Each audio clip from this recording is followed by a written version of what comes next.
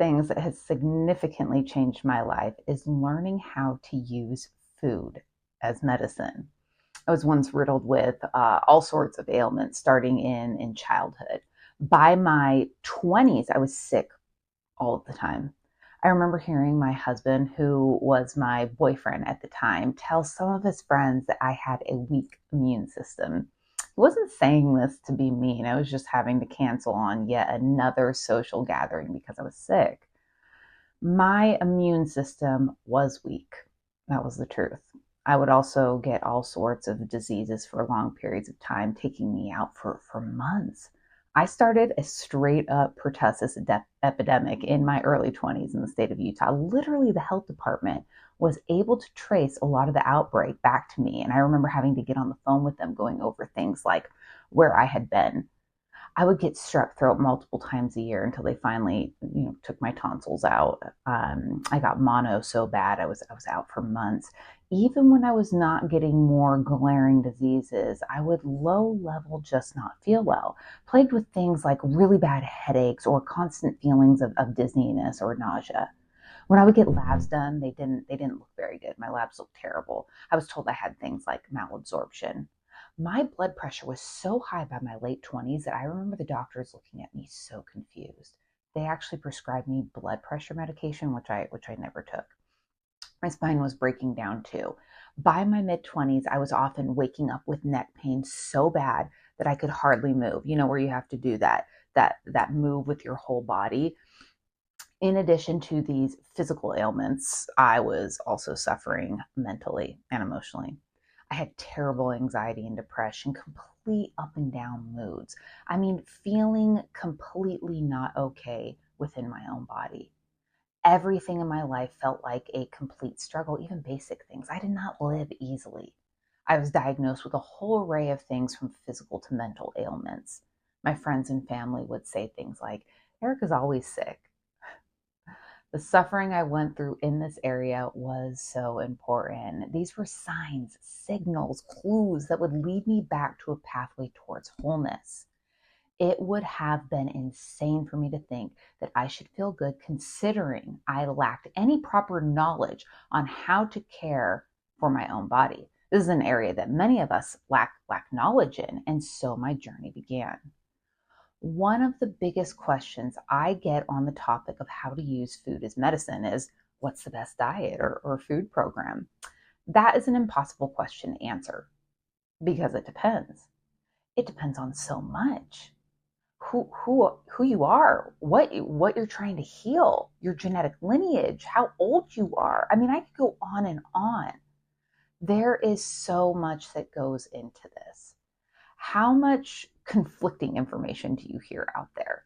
I mean, the views on this topic are wide and vast. In fact, it can get so overwhelming that many people just give up on it all. You have carnivore, vegetarian, vegan, ketogenic, Mediterranean diet, and literally everything in between. From my perspective, those who are pushing each food ideology often claim their way is the best and often have very little respect for varying opinions. Then you get the major food companies and the marketing agencies that get involved when certain food programs become trendy, adding further confusion, right? The truth is, we as earthlings are a diverse species, so not everything is going to work for everyone. That makes sense, right? And that's a good thing. If carnivore was right for everyone, then we're going to need a lot of meat sources to feed the entire population a heavy meat-based diet. That wouldn't be beneficial to nature. Nature has a way of creating its own balance. Not everything is going to be the same for everyone, and that is a good thing. It is more important that you learn what is right for you and your body.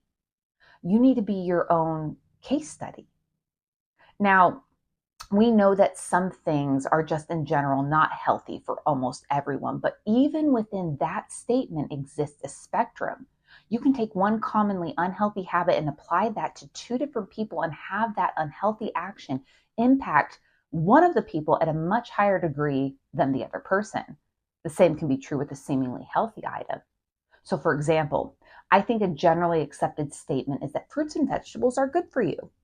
but not all fruits and vegetables are good for everyone. There are countless examples of this, but I will provide just one example. So, for example, a lot of people have issues with nightshades.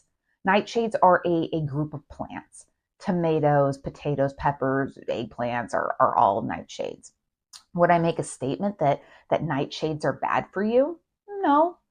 But would I agree with the statement that nightshades are not good for everyone? Yeah, absolutely. Especially those with, say, like autoimmune or some sort of inflammatory disease, which my family is personally riddled with. That's something for me to take note of. Nightshades might have a hard time with those in that group. A lot of people struggle with legumes. Other people have no problems with them at all. Some people cannot handle dairy. Other people have no issues with dairy.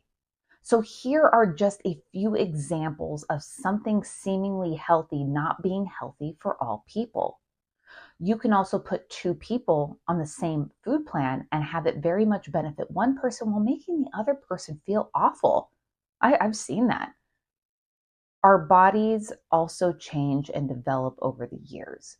New ailments can come up while other ailments get resolved. Sometimes that means we need an adjustment in what we're eating to go along with these changes. I'm going to share my story on how this can occur, how a food plan can develop over time. So I had something that happened to me that really started me on a path I couldn't have seen. Many years back, I had this intense spiritual experience happen to me that forever changed me. Out of a traumatic event, birthed almost a new version of myself. In an instant, everything for me changed from how I dressed to the music I listened to and the shows I watched, to how I chose to spend my time, to my views on various things like spirituality. Almost everything changed for me, and this included the food I was eating. After this event, I all of a sudden struggled eating meat. Now, keep in mind, I was a huge meat eater at this time. I'm also quite good on the grill. My dad is a fantastic smoker and griller, and I took that up from him. So I loved being out on, the grill cooking meals for my family. And suddenly, overnight, I couldn't eat meat. It happened in an instant. It wasn't because I read some book or article on vegetarianism. It just happened out of nowhere. I thought, this must be the right way for me to eat because it was something that occurred outside of myself. I didn't plan it. I went vegetarian for a year and a half. I ended my vegetarian days in my holistic primary's office feeling like I was losing my mind. My gut was destroyed. I was really shaky all of the time. I remember telling him that I felt like I had bees in my body. I always had this low level shakiness that you can see. My hair was brittle. And I was having these afternoon meltdowns where I would almost freak out over things that did not warrant that strong of a reaction. It would kind of happen around the same time every day. I got blood work done on my hemoglobin A1C, which takes a 3-month average of your blood glucose sugar levels, and it was at a 5.7.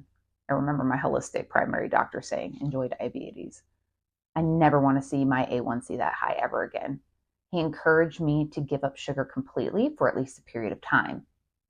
He put me on a higher protein diet with the right herbs and nutrition, telling me to give up sugar and not cheat for at least 3 months. When he said no sugar, he meant refined carbohydrates like bread and pasta and all of that as well. It was really hard because it was the opposite of the vegetarian diet I had currently been on for a while. Vegetarian is more of a high carb diet because even vegetables and legumes are carbohydrates, right? It was really hard, but I did it. And my health started to improve drastically. My blood sugar started balancing out, which drastically improved my mental and emotional health. I wasn't having those up and down moods as much. Balancing blood sugar is key to mental and emotional well-being, and I will be making a video on this. It's a great topic. I was having all of this lower back pain, which was a complete mystery to my chiropractor. He's like, there's nothing wrong with your lower back. That low back pain completely went away once I gave up sugar.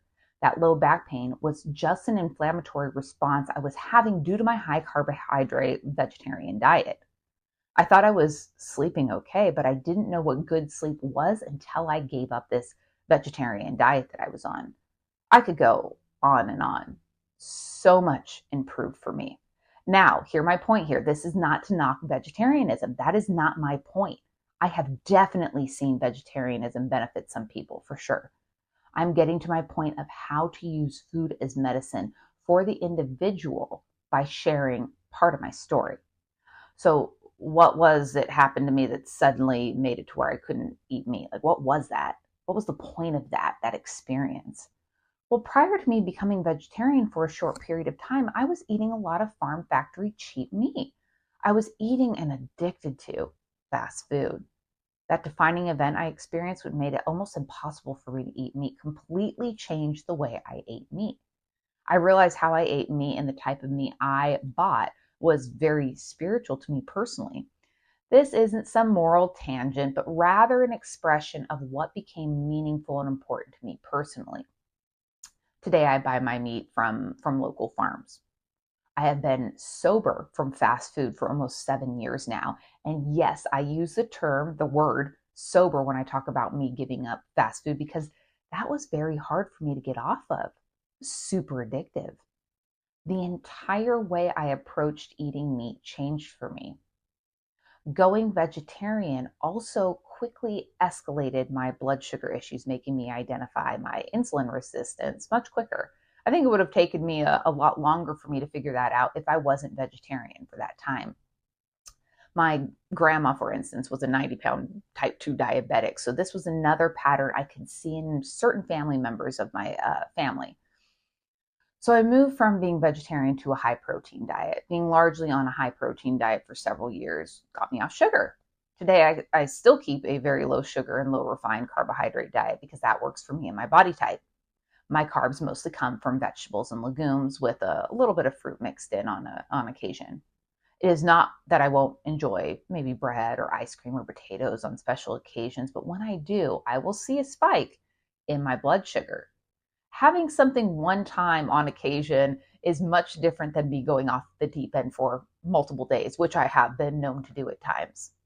My mood and my sleep will immediately become affected if I decide to get vicey for a few days or more. Joint pain will come back. My body literally cannot handle eating like that on a regular basis. Now, I think a generally accepted statement would be that sugar in general is not good for you. My husband can eat way more sugar and carbs than me, and although he will definitely experience symptoms from doing so, it is nowhere like the symptoms I will experience. So here is an example of where something that would generally be considered not healthy still affects two people at much different degrees. Fast forward to about 2 years ago, I started not feeling well again. I was largely eating a lot of protein and veggies, proper herbs and supplements. I do well with legumes, so I would throw in these, regularly every once in a while. I also do well with dairy, so I would eat that as well.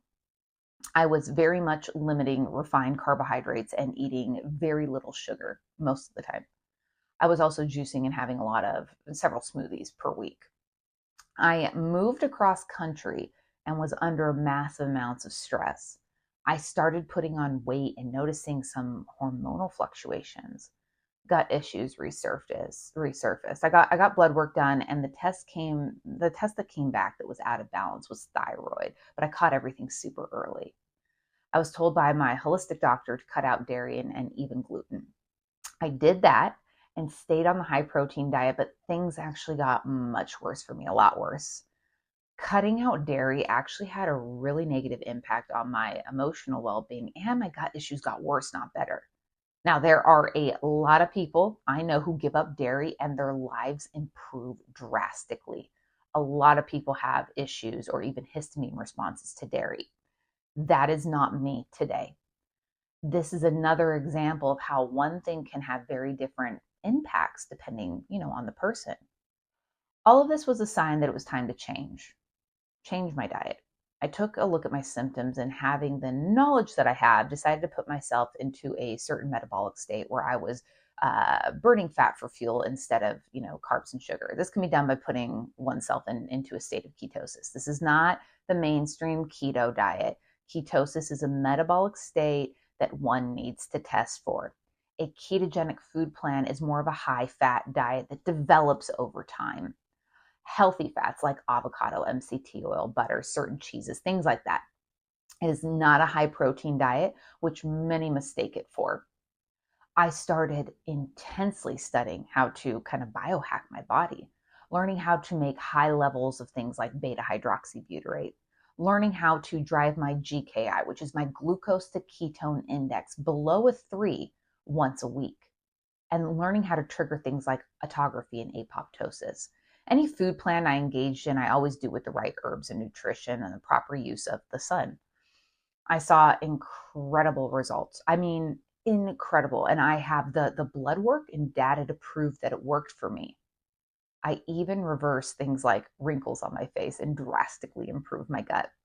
My sleep improved even more, and my mental and emotional balance and focus reached a whole new level. I became cognitively sharper and more balanced than I have ever been in my entire life. I completely balanced out my T3, my T4, and my TSH blood tests, and I'm continuing to lower my TPO antibody. Every 5 or 6 weeks, I do this liver and gallbladder flush where I flush hundreds of gallstones out. This is to keep my liver in optimal function, which I do for many reasons. And I can make a video about this as a separate topic. Our liver function is vital to our overall health. Poor liver function due to gallstone congesting the bile ducts of the liver is an area that is often not talked about. One of the liver's most important functions is to produce bile.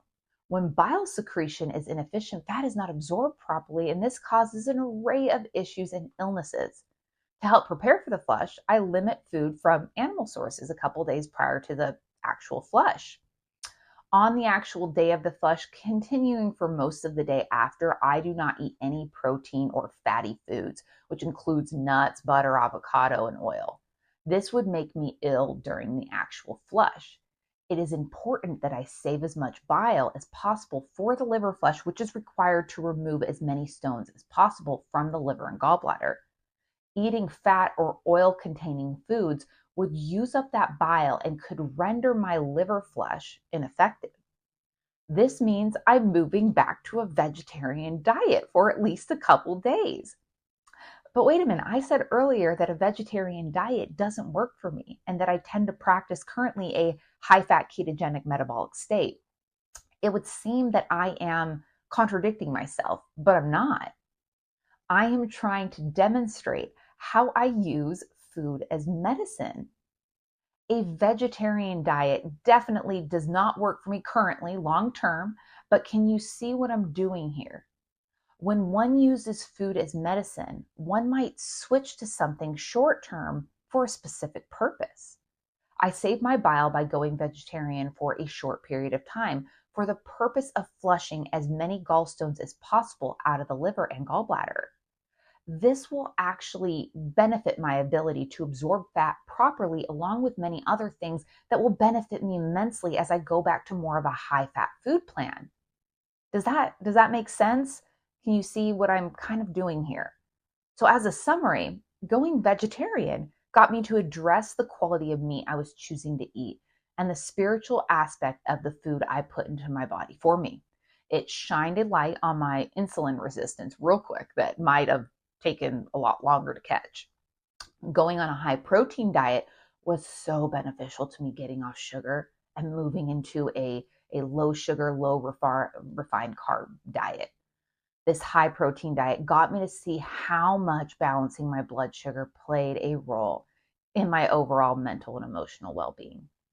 It got my hemoglobin A1C down to a 4.9, and the majority of my joint pain went away.